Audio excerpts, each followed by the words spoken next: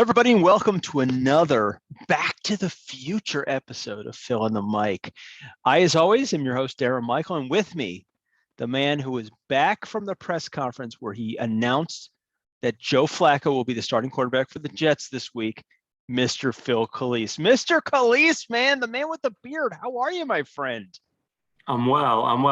I thought your Back to the Future reference was going to be a left to right of high def, low def, because I'm having internet issues. So you are I'm having in some as problems. low def as you can be. But the bald head is looking nice and shiny. So I don't know, man. I can't really tell. I'm taking off my glasses, and you don't look any different, man. You're still blurry.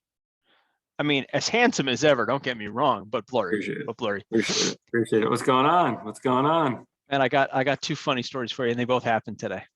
Oh boy, let's go. So I'm on the highway, and it was the coolest thing. You know how every now and then you'll see a DeLorean, right? And you always think of Back to the Future. This car, and I'll have to show you a picture. I meant to put a picture up, but this car was actually the car from Back to the Future, like the same car. Like it had all of the stuff. When I drove by it, it had like the board on the inside, and it had the alarm clock on the top, and it had the speedometer. It was really cool, man. I was so excited. I took a bunch of pictures. So that kind of made my day. But anyway, so I was on the way to the airport to pick up my father-in-law this afternoon.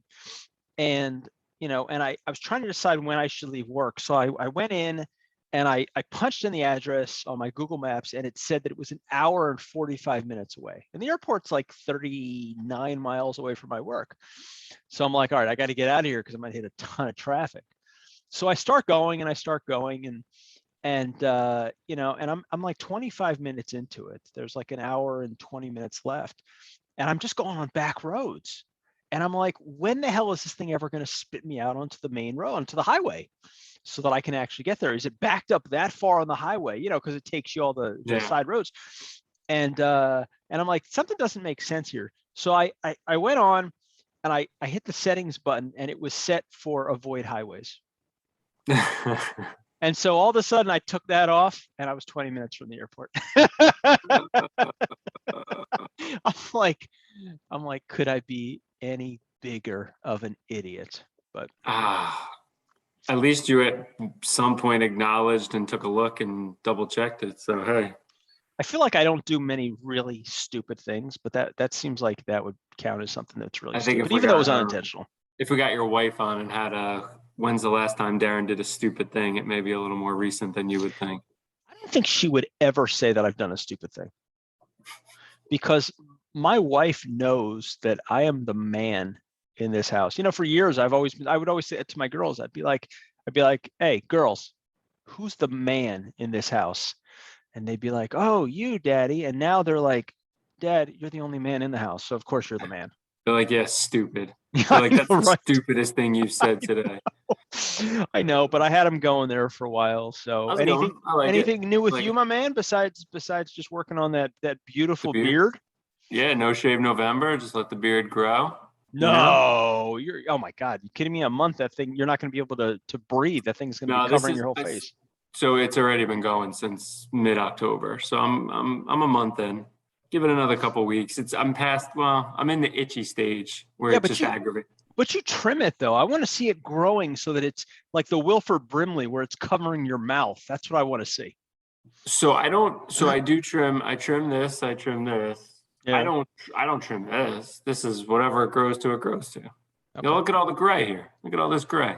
You know what? I wish our listeners could see this better. I mean, you can't even tell from this angle. Well, that's why I'm that's why I'm low def. You can't see you can't see as well the gray. The low def is taking me back and should take our audience back to 15 years ago when you're trying to watch a game and you're like, is he on the 40 or is he on the 20? What's going on there? Can't quite make it out. Have you ever went back though and like tried? It's so funny, but like it's almost impossible to watch bad definition. Like it's hard to watch TV from years ago if you're watching an old replay and it's not in good definition, like high def. You're so spoiled now. It's like I can't watch this crap. And you know what? We watched it every day as it was the greatest thing in the world back then. And the thing is, it wasn't even 15 years ago. It was much less than that. I was just wondering, how long ago was it? 10? Was it 10? Listen, you can't get a TV now that's not high def. They're all high def. No, yeah. The worst TV. Listen, this is a bad example, but my son was watching a basketball game streaming on the computer in perfect. It just was beautiful. It's like you're watching like a 60-inch Samsung. And You know what? I'm coming live on this junk right now. So well, it's interesting because the fill in your background is very clear, but clear.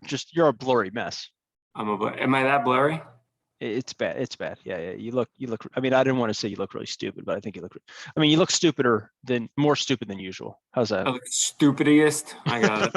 All right, what are you gonna do? You are the stupidest looking person today on this podcast. What are you gonna do? I'm just putting it out there, man. I listen. I got to be real with you. So listen. Here's the deal. I think my side of this split screen is akin to the college football rankings and the way they do things. So we're gonna get into that, but I'm in a bad mood right now about certain things. So we got a good time to do the podcast. I understand why you're blurry. It's because you want to hide yourself in shame because your picks were just not stellar last week, man. I think you were 2-3. Now, granted, your lock of the week could have changed if you had known what was going on. Well, when you do a podcast 3 days before, I thought Kyler Murray was playing. Obviously, I would, and DeAndre Hopkins. Obviously, I wouldn't do a lock of any sort with the backup quarterback. So I take an L for just not hedging and staying off the game because I read it as like it was a formality that he was questionable, but he was playing. And in actuality, he was not playing. So that's on me. And I text you before the game. I go, it's a bad lock. Don't bet on it. Abort ship.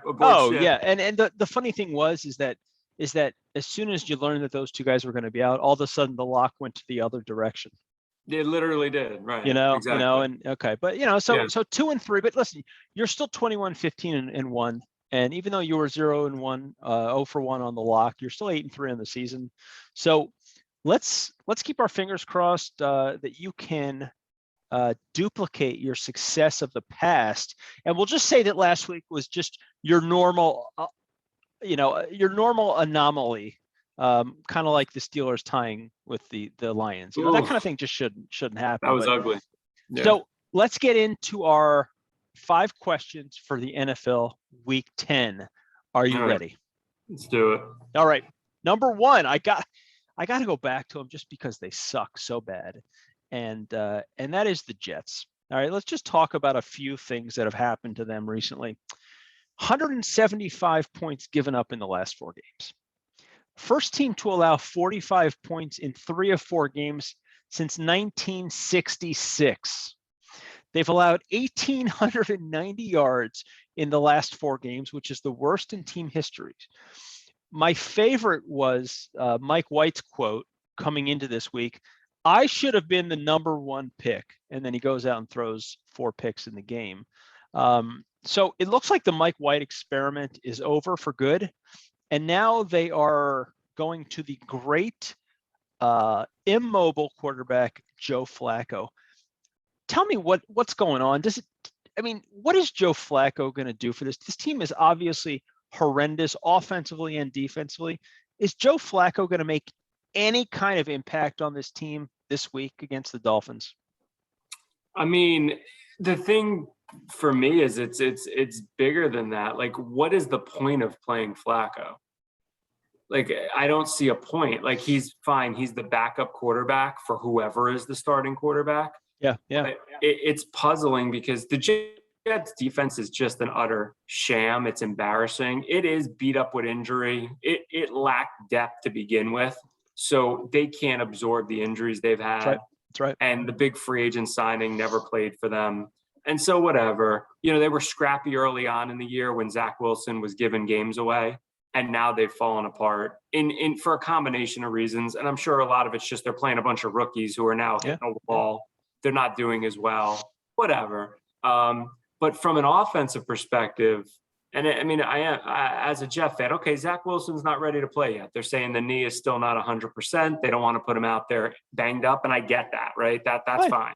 Sure. But Zach White, I put the Mike White. names together. Mike White had a fantastic one game, had a great start to the game against the Colts, then got hurt, and then had a really poor game against a great defense. Yeah, And a yeah. defense, by the way, that had just shut down Trevor Lawrence the week before, but they lost 9-6 because Josh Allen decided to have a bad game.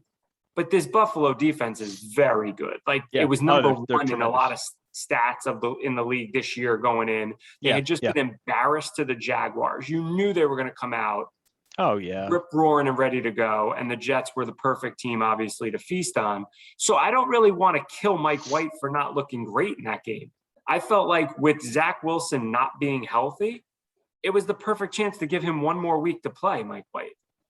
It's mind-boggling to go to Joe Flacco. There's no reason for it. Well, listen. You watched the game, okay? I did. Was Mike Flood? I mean, listen, 4 interceptions is terrible. Was he really that bad? It was a bad performance. I mean, but I also didn't like certain parts of I didn't like the play calling. They were running the ball somewhat effectively. Michael Carter's looked really good all year. They basically just didn't use him. They just got away from running the ball way too soon. And they weren't blocking great for Mike White. So he was trying to make quick decisions. He was checking down and they were getting nothing out of it. Like he'd check down and they'd get a yard or he'd lose 2 yards because they were sitting on everything short. They were jumping routes. They didn't fear any of the Jet players deep. No, and so Corey Davis had a horrific fumble late in the first half where they hit him deep on a play. Yep. And he got stripped where they should have either been kicking a field goal before half or whatever. And instead he gets stripped. And Mike White did do what Zach Wilson has done a lot this year, which was as the team trailed, he tried to make stuff happen that wasn't there. Just deep throws into double coverage, dumb mistakes. And so he made a lot of mistakes and he looked like a young kid himself. But again, against Buffalo, there's a lot of quarterbacks that look bad. Oh yeah. I just thought if Zach Wilson's not playing, Mike White should play, period, the end. I just don't see value in Flacco. Now, if Mike White comes out against the Dolphins and stunk for the whole half, and you want to say, okay, now this is 6 bad quarters in a row, let's go to Flacco. All right, maybe there's a reason to do it, but not to start the game. And it's just another bad decision that stuff being a Jet fan. That's really what I could say. Yeah, no, I agree. Question number 2.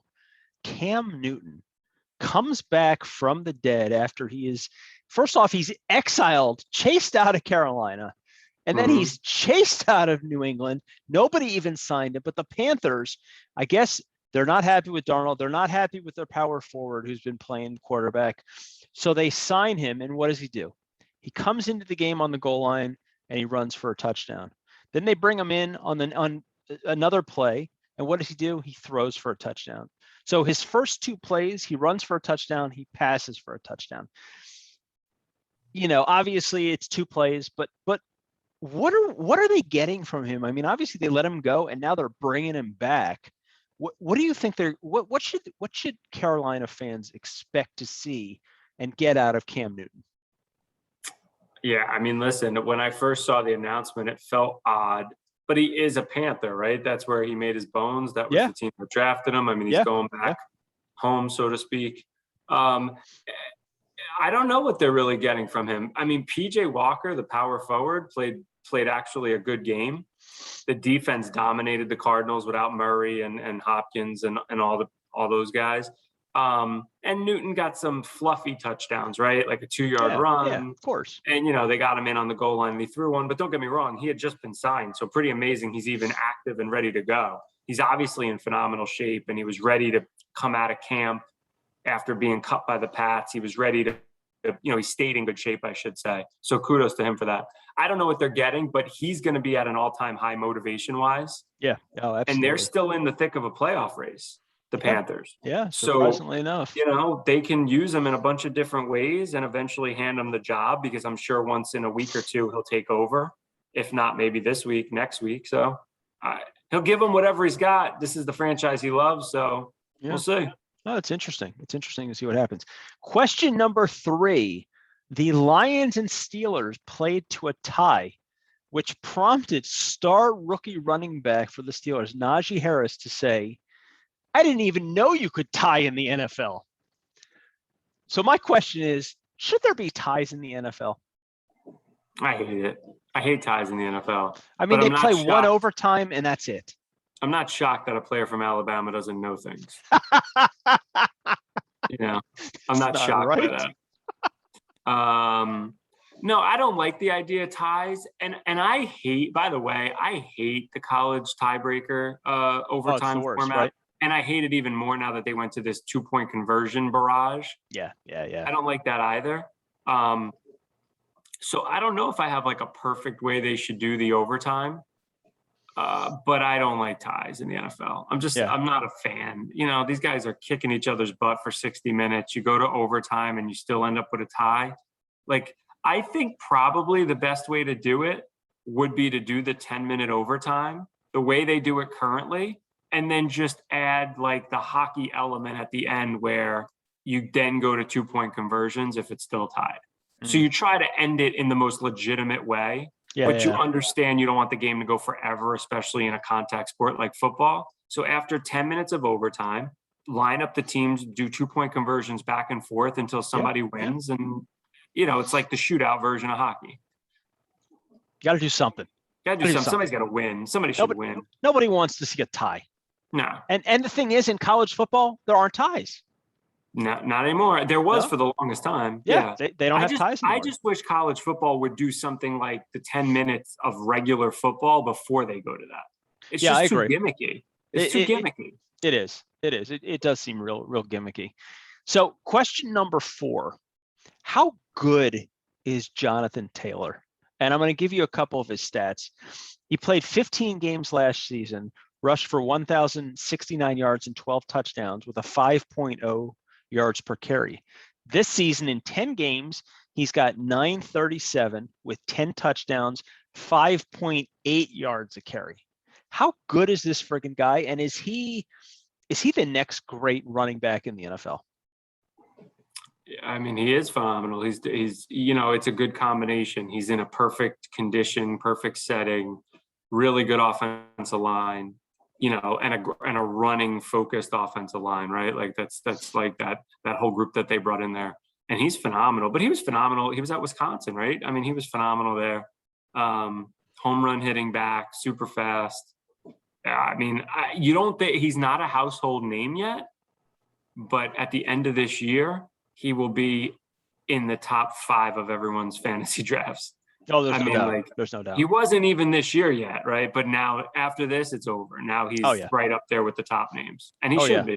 He's having a dominant year. Yeah. And with Henry out of the picture, perhaps, and no dominant quarterback play this year, perhaps he finds himself in the running for MVP. Yeah. A weird situation because it's always quarterback dominated, but it's a little bit of an odd quarterback year. Mahomes wasn't as good. Rodgers hasn't been as good. Josh Allen's fallen off a bit. Maybe all of a sudden a guy like him sneaks up. Maybe. Yeah, you never know. He's just one thing I can agree with you is that, I mean, he is definitely a great player. Question number 5, the Browns. You got OBJ who left because he was upset. Landry is upset now. He's only caught 23 passes on the season. And Njoku has caught 22. Beckham caught 17, and Peoples, I don't even know what his last name is. Peoples-Jones has caught 16. Peoples-Jones. Their passing attack ranks 26th. Baker Mayfield has 9 touchdown passes in 9 games with a QBR of 42.9. What's going on with this guy? I know they didn't give him big money. Is he on his way out of town? It seems like he's regressed considerably from his first couple of years.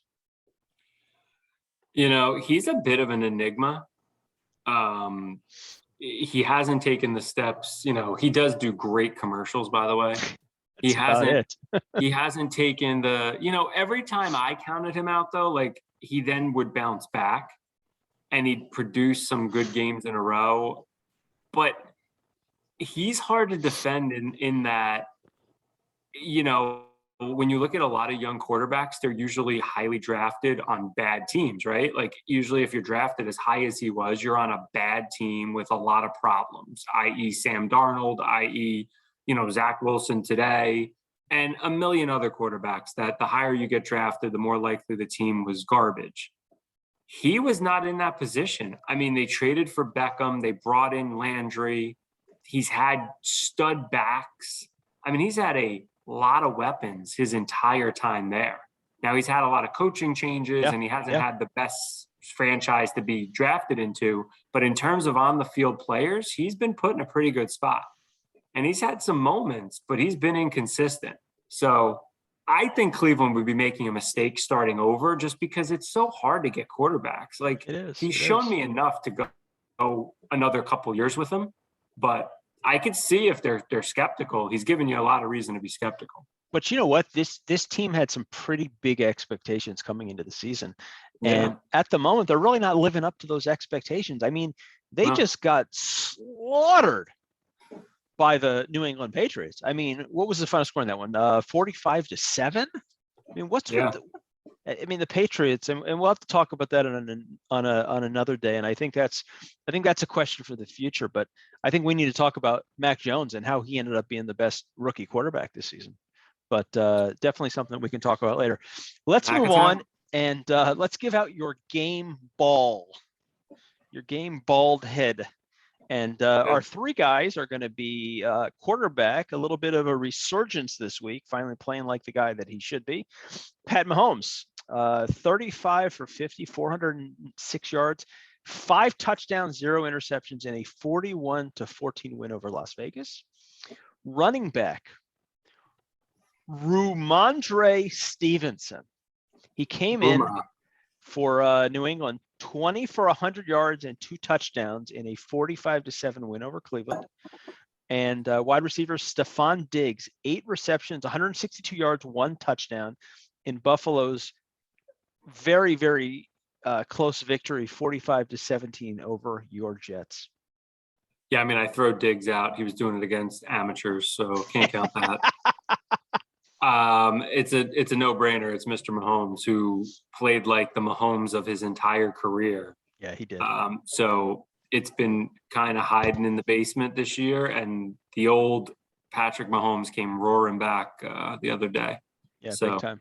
Let's see if it continues. But that was a tip, by the way. That stat line you read off for Mahomes seemingly was every week for his entire career until this year. It seems like it doesn't. He would do that every week. Yeah, so. It's kind of nice to see him back, even if it was against a lesser opponent. For an extra bonus point, what school did Ramondre Stevenson go to? Oh yeah, for a bonus point, Ramondre Stevenson went to he went to Furman. I'll give you a hint. It's a Big 5 school, okay, that is not known for ever playing defense. How's that? Oh, Ever. I mean, there's a bunch of them, but is it Baylor? No, Oklahoma. Close enough. Close enough. It was. I mean, I knew to go to the Big 12. It was just a matter of which one. I was gonna go TCU. I was gonna hang in that vicinity. Oh, yeah. None of them. They don't even know I don't even think I think all of their players on both sides of the ball are just offensive players. So I don't even think they have any defensive players.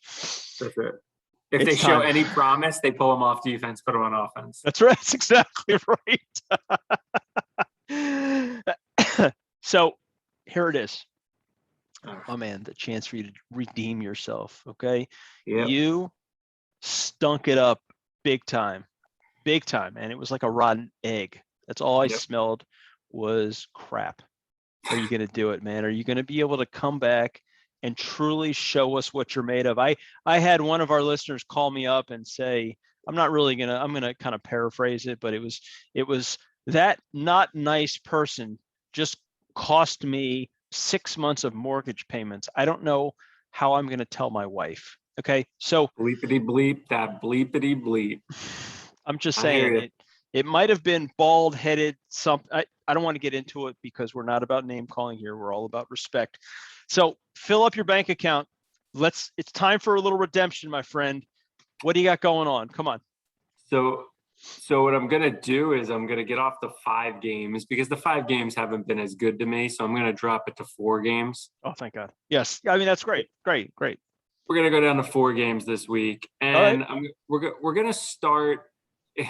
I've been on this theme. I've been up and down with betting against this team, but I'm going to go back to bet against them now. 2 weeks ago, I was correct. Last week, I was wrong. This past week, I was wrong. I still don't buy into the Eagles. I'm going to stick to it right now. I'm just not a big believer. I think the Saints are a better team. So I'm going to I get a 1.5 with the Saints against the Eagles. I'm not a believer in the Eagles. So I'm going to take the Saints. That's my first game. My second game, and I try not to get caught up in recency bias because it's not a great place to be in the NFL, but I feel like Mahomes is ready now. Like that's just the kind of game you look for and you say, okay, he might be back. And if there was ever a game to piggyback off of Mahomes putting up huge numbers, it's against the Cowboys defense that isn't very good. So now the game might be a shootout, right? I mean, you may get into a shootout with these two teams. But again, you get Vegas giving you a little bit of a gift. The Chiefs are only laying 2.5. Wow. And so, I understand the Cowboys are good, but at home, Mahomes will score, I think, at will on the Cowboys. Yep. So 2.5 isn't a real big deal. So I feel kind of good about that. And the Cowboys are up listen, I've been off on the Cowboys the last couple of weeks. They laid the biggest egg of all time against the Broncos. That's almost impossible to fathom. And then they beat the doors off the Falcons like a good team should. They bounced back and did that. Yeah. So now they just face a good team on the road, and I just feel like the Chiefs are going to pull it out. Then my next game, so that's the first 2. Then my next game is, so I'm going to go down this road, but I think they were just so embarrassed this past week and I think they're getting healthy, but I see the Steelers bringing a very good performance this week. They tied the Lions. It's an embarrassing performance. The Chargers have not been the same team in a while. And I think the Steelers defense is going to give them issues. So to get 5.5 points, I actually feel pretty good about. I think they'll be able to run the ball on the Chargers. Wait, who's getting 5.5? The Steelers are getting 5.5. They're getting 5? You're kidding. Wow. Yeah, so I just Najee Harris running the ball, I think will have some success. And I just think the Steelers, it's kind of like the Cowboys from the week before, right? They're sitting on a brutal tie to the Lions. Yeah.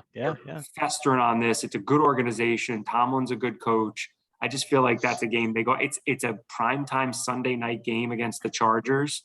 They got to go out to California, but it's prime time. They're going to be ready for this game, and I think they bounce back. Maybe they don't win, but I think they play a close game. Okay.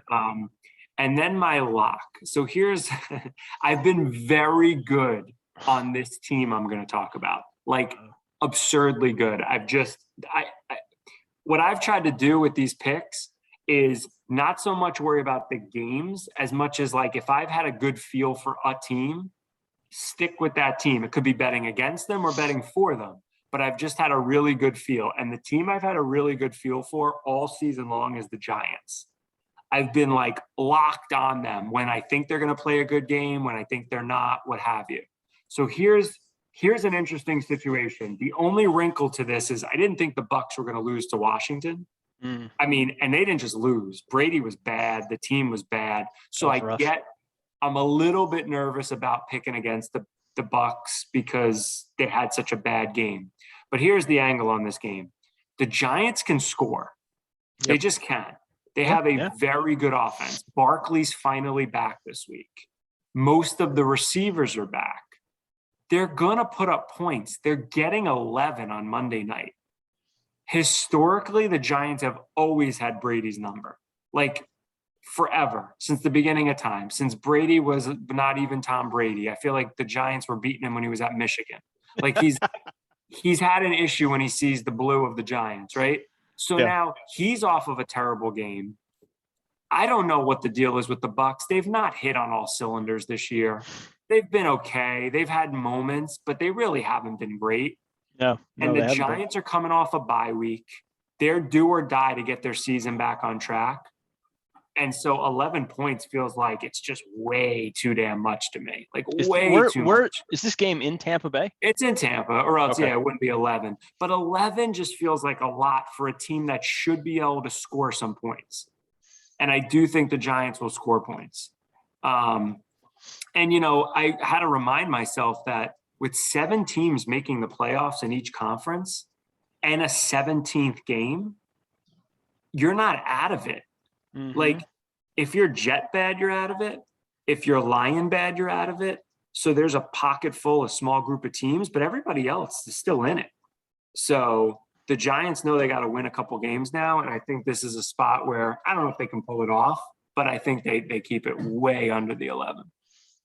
Cool deal. So that's my lock. All right. Well, you heard it here. Saints plus 1.5, KC minus 2.5, Pittsburgh plus 5.5. And the G-Men plus 11. That is the lock of the week. So fill up your bank account with lots of money, make up for all those awful, pitiful losses from last week. So Phil's back on track. I feel confident about this. I think. Anyway, good call, Phil. Appreciate that. Let us move on to a subject I think that's going to bring out your outrage, and that is college football. Now, let me just introduce a few things, and then I'm going to welcome you to go on your rant if that's something that you'd like to do. Yeah, I feel angry. You feel angry. Okay. All right. Well, first off, I want to talk about the laugher of the week and or the jackass of the week, let's call it.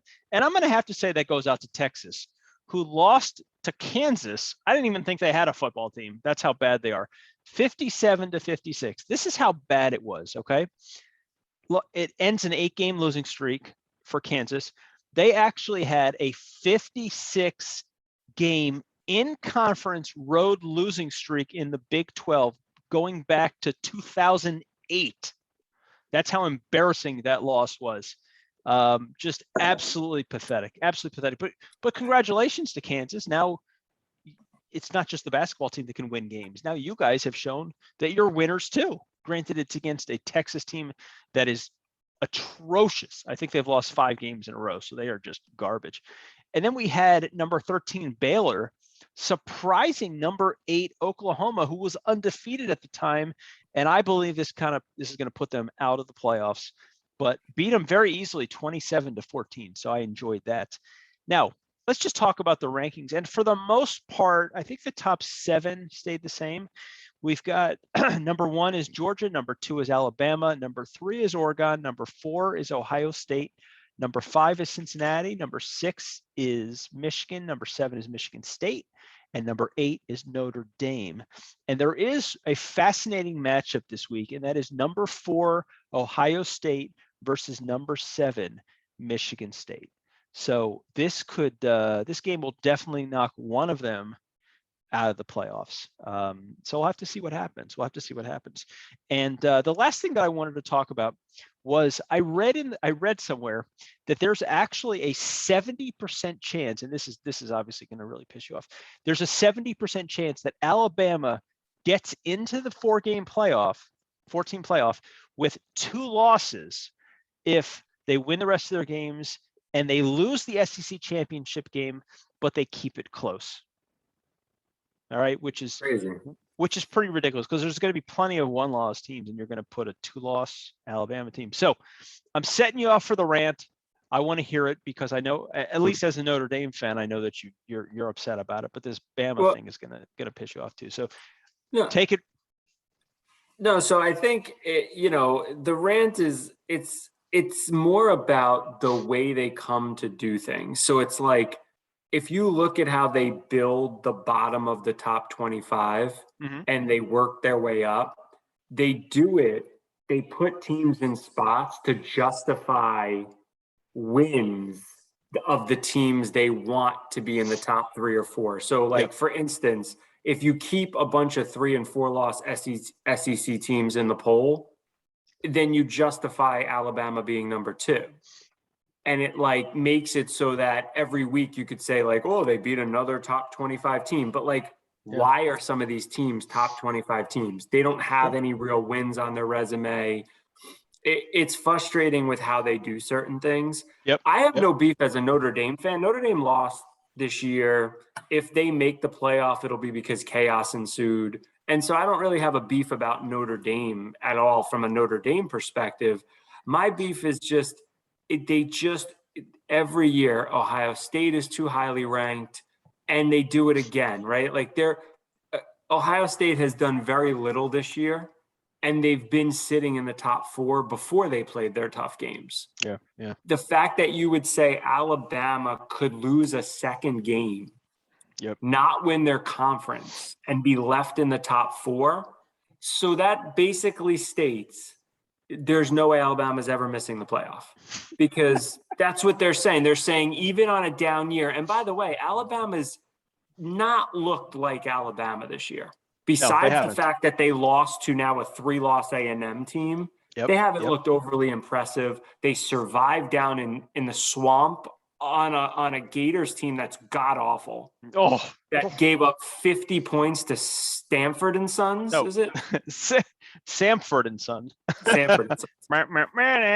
Right. So I mean, like, we're talking about, that was a good win for Alabama weeks ago. That was what people said. And now Florida, I don't think, has won a game in a month and almost lost to Sanford and Sons. So like, why is Alabama really number 2 right now? Here's the reason. They're number 2. So if the committee wants to leave them 4, they have room to do it. If they were 4 right now, they couldn't lose to Georgia and stay 4. But if they just keep them 2, they could then maybe make the case if they lose close to Georgia, they're 4. I'll extend an olive branch to Alabama and the committee. If Alabama were to drop the game at Auburn, they should probably drop to 6 or 7 at least, if not further. But if they were to lose to Auburn and then come back and beat Georgia, right? So they're actually the SEC champ and would have just beaten the number 1 team. I feel like maybe, depending on who finishes where, maybe they could be 4 again. Like maybe there's a formula where a 2-loss SEC champ, having just beat the number 1 team, could be 4. But the idea that they could lose the last day of the season and be left in the top 4, and then make Georgia have to beat them 2 weeks later again? To me, that's so unfair. Like, it would be insane. So I don't think let's see how it shakes out. The whole stupidity of Michigan still being ahead of Michigan State, despite the fact we just watched Michigan State beat them a few weeks ago, is just asinine. The committee just does stupid things. That's the kind of stuff, by the way, you see when it used to be the polls, where you just have people voting, and they're voting like indiscriminately. There's bias towards whatever. These are supposed to be the 12 educated people in a room, and they still found a way to leave Michigan ahead of Michigan State, who has played the most similar schedule because they're sharing a conference and lost to them head to head. And they've still found a way to do that. So it's crazy. I do think I agree with you. Oklahoma's almost been eliminated. Because they've played done. So bad this year and they dropped them all the way to 13. It kind of feels like they've been put aside. And unless you believe Wake Forest has any chance to get in the Final 4, this is really from 9 up, ending with Oklahoma State, who probably still does have a chance.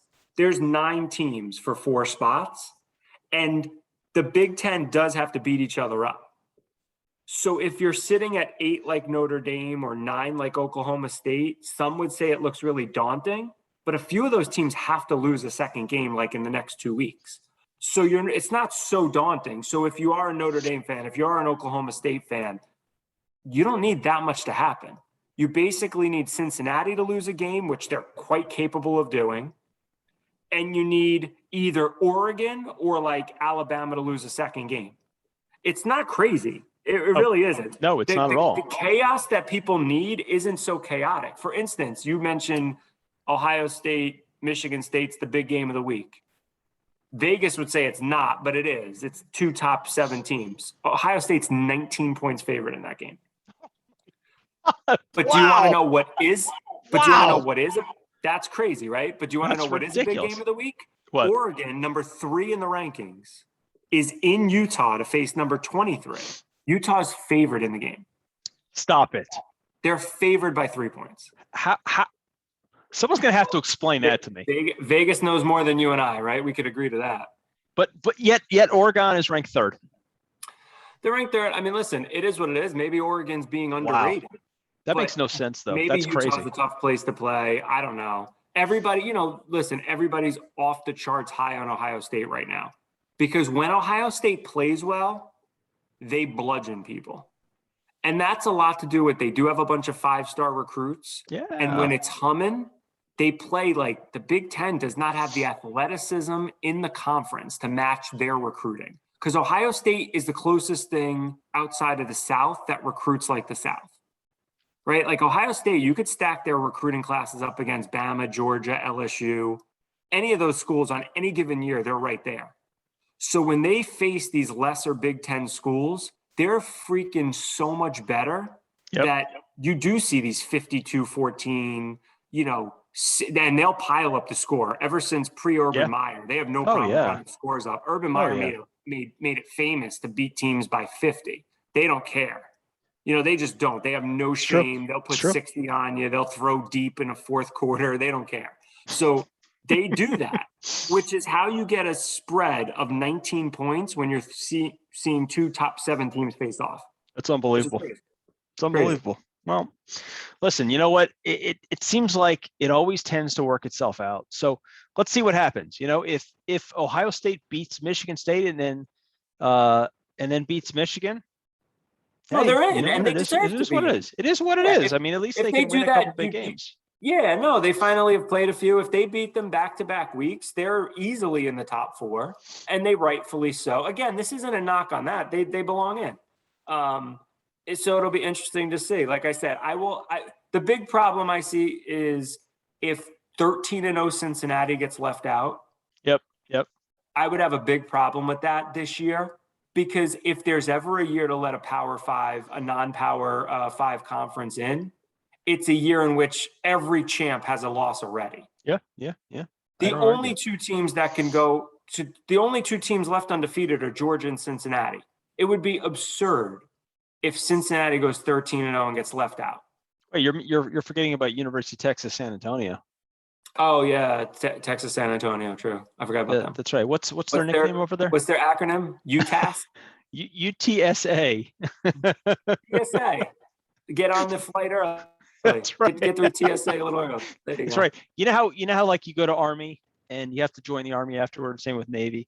Well, when you go to UTSA, go work there. you have to work at the airport for 4 years. None of them know that till it's too late. I know. None of them know that till it's too late. They're like, great news. Everybody on the football team has an internship.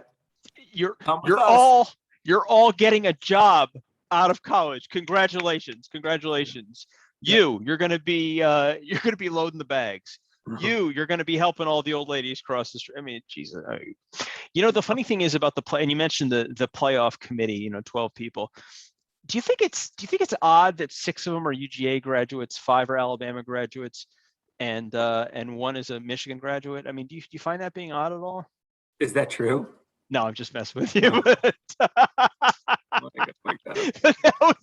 That would be hysterical though, right? If that's how it came out. But all right, let's move to kind of a new topic, college basketball. And there's just a couple things I just wanted to mention to you.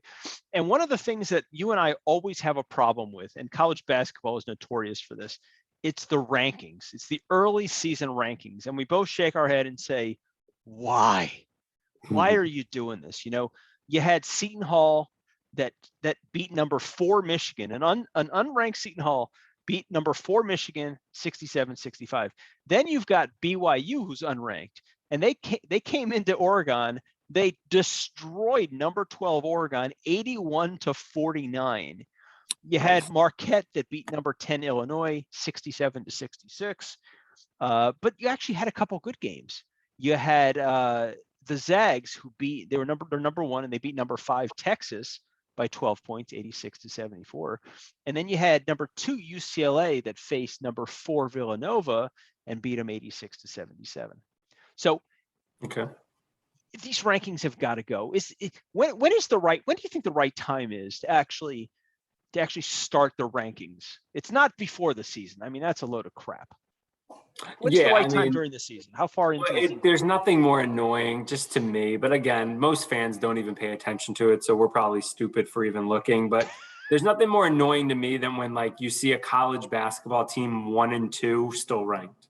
I know, right? Because they started ranked, number 2 in the country. They've went 1 and 2 and they're like ranked 19th. It's like just so stupid. It's like, come on, guys. If you like them that much, let them win some games and then bring them back to the poll. It's like the poll's not going nowhere. It'll be back next week again. Just bring them back when they've actually earned being there. I would say in college basketball, I would start the rankings, after Christmas, in January. Let all the preseason holiday tournaments play itself out, those early season matchups. And that way you like have a normal poll to go into conference play. I would say that's about the right time. And with college football, I always felt like, let's get through September before we rank people. Give me a month. Let me actually see what the team, I know what I think they're going to be, but let me see a month to see it prove out. Let's see just what like happens. the playoff rankings, they don't come out week 1. That's true. They come out in late October. You know why they don't come out early? Because the committee of 12 don't want to look like horses' asses when they have, teams in the top 10 that have 4 losses by the time October. So they wait. It's true. They think they know, but they may not. It's so true. Just wait a little. It's true. I agree with that. Give it a good month, 6 weeks of the season. You said, January 1st, put it out there. I'm good with that too.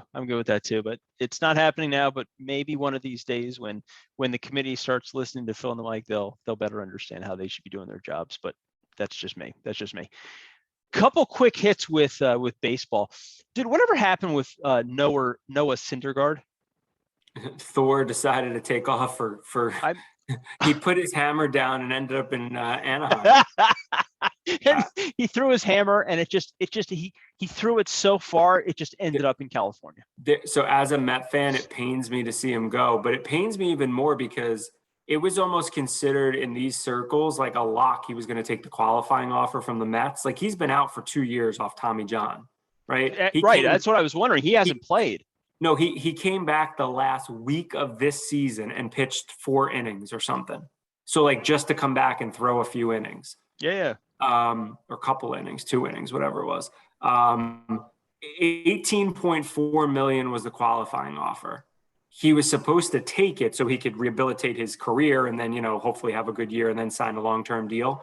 He got a 1-year, $21 million offer with Anaheim.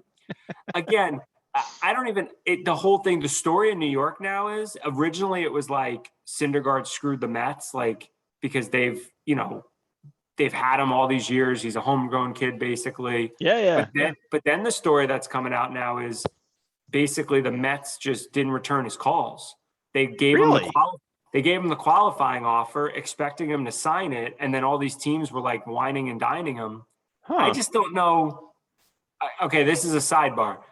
If you're trying to have a big time year to sign for like this mega contract, right?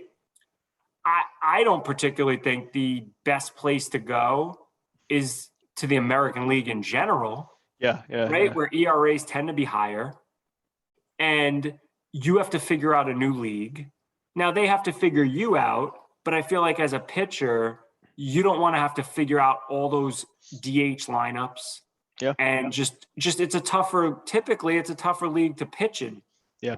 So if you're trying to put up the best numbers you can for 1 year, why wouldn't you just stay home where you're comfortable in a like DeGrom pitches to like a 1 ERA? Yeah. It can be done if you're a great pitcher. So I don't know. We'll see how he does in Anaheim. Yeah.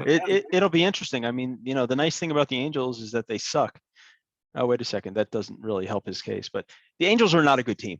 They're not. And it's crazy because they have 2 star players, but the rest of their team is just, now talk about the Angels do have 3 stars now because Syndergaard is considered by most, like he's a household name everywhere. So Ohtani, Trout, Syndergaard, that's some star power. Listen, he's got the potential to be a star.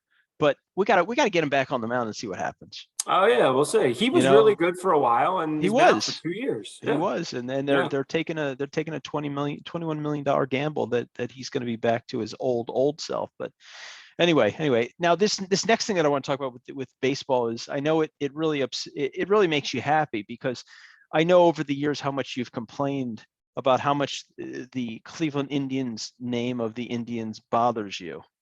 And so it's exciting that this Friday they will officially become known as the Cleveland Guardians, which there already is a Cleveland Guardians, as I think we've talked about before. They are a professional roller derby team in Cleveland. So I wonder if they paid him off, or if there's a lawsuit coming. They did pay him off. They did pay him off. I wonder how much they paid him. I think they paid him in roller skates. Yeah, I think they replaced I think they got him new uniforms, and that's how they gave him a shiny new boards to roll on. Yeah, and then they spray painted. They probably got autographs from all the Cleveland Guardians now. Okay. And yeah.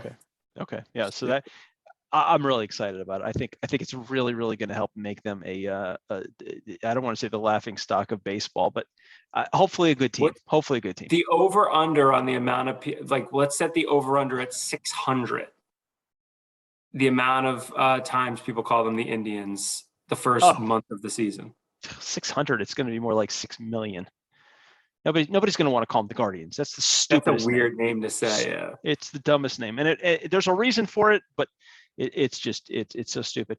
And lastly, I want to talk about some awards. Now they've been giving out awards. The Manager of the Year, Gabe Kapler from San Francisco, hands down, right? Yeah. The AL Manager of the Year, Kevin Cash from the Rays. Always. I gotta say that's hands down too. Always. Okay, they were not expected. The Rays are never expected to do much. They announced the Cy Young tonight. I don't know if you had seen that. Robbie Ray, out of nowhere, wins the Cy Young. Only guy under 3 ERA in the AL. He pitched. He had a phenomenal season out of the blue. He's going to be making a truckload of money next year. Good for him on a really great Jays team that needs to mature a little bit, and then they could be really dangerous. Dangerous team. And then your man Burris, what's his name? Corbin Burris. Corbin Burns.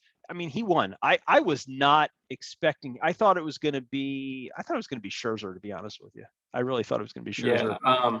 What did it end up going? It went Burns, Wheeler, Scherzer. Is that what it was? Burns, Wheeler, Scherzer. That was a dogfight, that race. That was interesting. I think it worked against Scherzer getting traded in the middle of the year.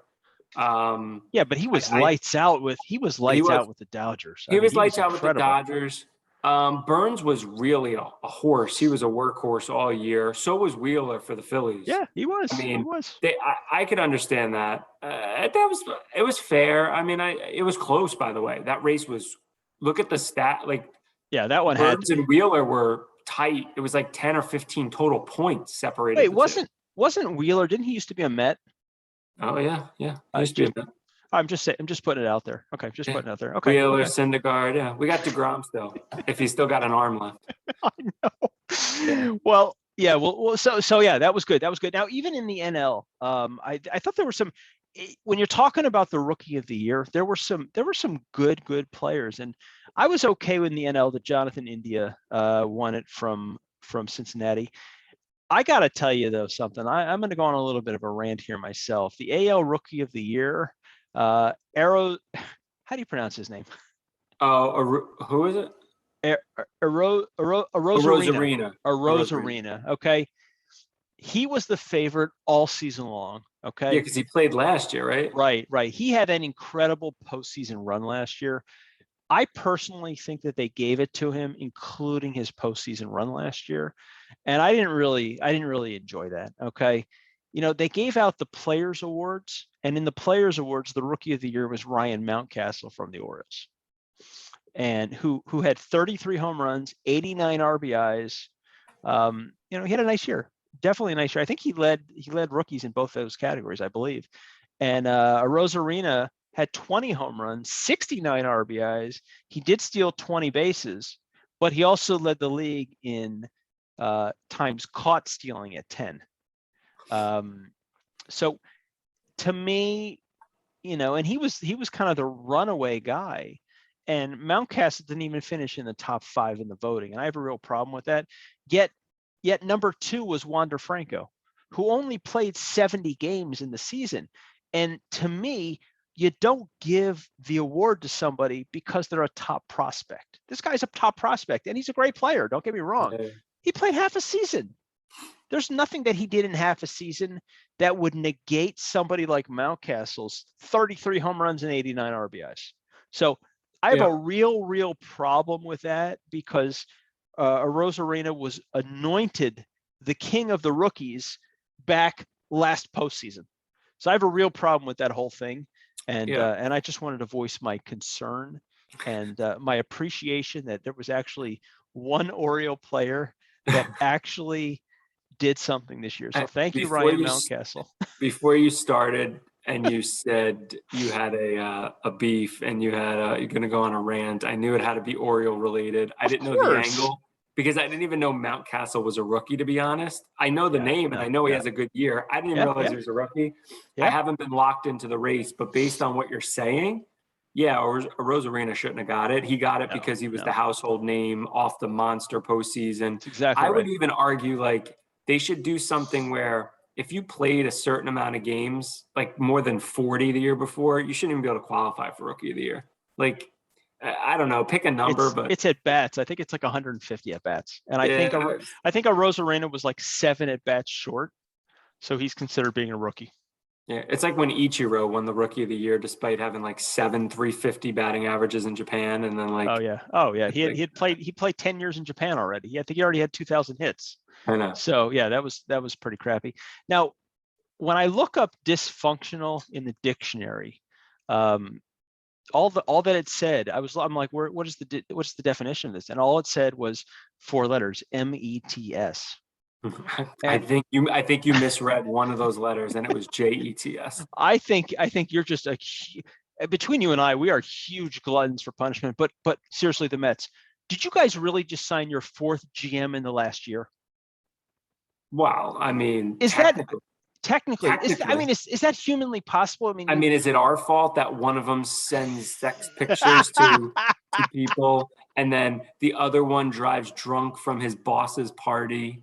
I mean, like, what are you going to do? Like, what about the third one? What did the third one do? Or he was the first guy to get fired. He was just bad. No, the first guy got fired for job performance. It was like a legitimate firing. Then you have all these other random things, and now you got a new GM. So in the course of a year, from the first guy being fired to the guy being hired to his assistant that was hired getting fired. So it was Brody Van Wagenen of the famed, I'm going to trade our best prospect for Robinson, Steroid Cano, and Edwin, I can't close Diaz.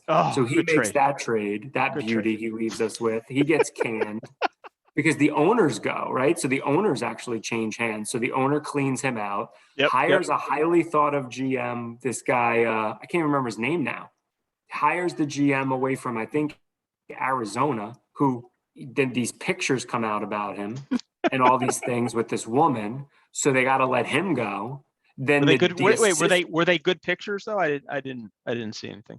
You look like a creep, like an old fat creep. And then the assistant GM gets elevated mid-year because we got this crisis. So let's elevate him. What do you do? And things are going pretty good. His name is Porter. Forget his first name. Jared Porter, maybe. He gets elevated. Seems to be doing a decent job. Goes to a party by the owner of the Mets at his house, and then gets arrested for falling asleep in a parking lot drunk. and that's where we're at. And so now we hired the old GM from the Angels. Billy Epler, which is good because he's done such a great job building a championship caliber team over there. His claim to fame is I signed Trout and Ohtani and still can't finish even 500. There you go. Well, the real question that's on the mind of everybody is how long is this guy going to last before he does something wrong? I mean, there's got to be some kind of skeleton in his closet. Gotta be. Who the heck knows what it is? And I wanted to congratulate Jamal Adams. Congratulations, Jamal Adams, with your 3rd career interception. You have now tied Vince Wilfork on the all-time interception list. He's a box. The thing you can call him that probably would make him the most mad if you were driving by him is box safety. Box safety. That would probably be the thing you could call him. Oh my God, I just don't get it. And Vince Wilfork, I mean, what did he play under 400 pounds? He was like 6'3", like 580 or something. And I mean, he had the same amount. Stripped down, bare naked. Vince Wilfork's got to be $4 bills. He still got to be. Yet he up until last week, he actually had more career interceptions than Jamal Adams, who's an All-Pro safety. Amazing. Have you ever? This is like a random thing. Did you ever see the Hard Knocks on HBO with Vince Wilfork? No. Kicking field goals. Stop it. Vince Wilfork can kick field goals, dude. You got to be kidding From me. like his heyday, he lined up and kicked like 35 and 40-yard field goals right down the middle. You got to be kidding me. That's hysterical. Yeah. To see the size of him set up for a field goal, run up and kick it, and he was drilling them. They were ugly, but they were drilled down the middle. There's got to be video of that. I got to see that. I mean, go YouTube it. Vince Wilfork kicking field goals. To see somebody from my 600-pound life going out there and kicking a field goal. Well, that's tomorrow's episode, starring with Vince Wilfork, 3 years removed from the NFL. He's got to be enormous. I'm sorry, guys like that. You can't be in decent shape wearing all that equipment, sweating your brains out for a decade in the NFL. How are you not 600 pounds now? Yeah, once you sit on the couch? Yeah, there's no way that that's the problem with some of these big guys. The eating habits stay the same, but they're not working out anymore. So the weight just is going to just fly on. It's unbelievable. Did you hear they're changing the name of the Staples Center? Nope. That's been, I mean, that's pretty big if you ask me. I mean, everybody knows the Staples Center. It's been the Staples Center for, I think it's been 20 years now. They're changing it to the Crypto.com arena. And it only cost $700 million over 20 years for the licensing. Pretty serious, right? So it's now so LeBron will now be playing in the Crypto.com arena, and we'll see more fake flops and tears coming out of that place, which will be great. Now, this is something I think is going to excite you. Your boy James the Captain Morgan. Where is he now? He is alive, and he was signed to the Steelers practice squad. Is there anything that you want to say to the Steelers about this guy being on their practice squad? Yeah. Have you seen the Jet debacle at quarterback? And we released him. We were like, we drafted you in the 4th round, and you can't even make our practice squad. That's right. That might tell you. That's right. We've got look at our quarterbacks. We had to sign Joe Flacco, but this guy can't even make our practice squad. So, hey, listen, man, I wish the captain all the best. I wish him all the best. And I hope to God that he does get to play in the NFL. He scores a touchdown. He puts on his red coat, puts his leg up on the ball, and is drinking his rum. That's what I'm hoping for. I agree. 100%. Or whatever. I don't know. And then the last thing that I wanted to mention, and I thought this doesn't even, it's not sports related, but it just doesn't even make any sense to me. So Toyota Supra Racing, Toyota Supra cars, they have just put out a race car. It's a V8, 11,000 horsepower, which is about 11,000 more horsepower than my car has. It goes up to 330 miles in less than 4 seconds over a distance of 1,000 feet. I would throw up instantly on acceleration. 330 miles an hour in under 4 seconds. Okay. I don't even know how that's possible. You got to wear equipment to get into that car if you're doing that. I don't know who, I would be scared to death to drive that thing. Could you imagine you tap on the gas and you're going 200? It's crazy. So sick. Wow. Anyway, so that was pretty wild. So good week ahead of us, man. I hope we get some good games this weekend, man. I'm excited after this. I'm gonna be watching my Hoosiers beat St. John's. I'm keeping my fingers crossed that they're playing well, and we'll see what's happening. So everybody, thanks for joining us. If you enjoy the podcast, tell your friends, tell your neighbors, tell the people you like, tell the people you hate, tell the people that have hair, tell the people that are bald. I don't care. Just tell them. Let's grow this thing. Let's make it big. Let's have fun with it. We got a lot of fun things coming up in the coming weeks. It's holiday time, which is why Phil is starting to look like Santa. His beard is actually coming through white, and that's what he's doing. He's a Christmas Santa part-time. But And if we can double our audience, we may even get me in clear HD next week. So please do. Let's keep our fingers crossed. All right, guys. But have a great weekend, everybody. We'll see you next week. See you guys.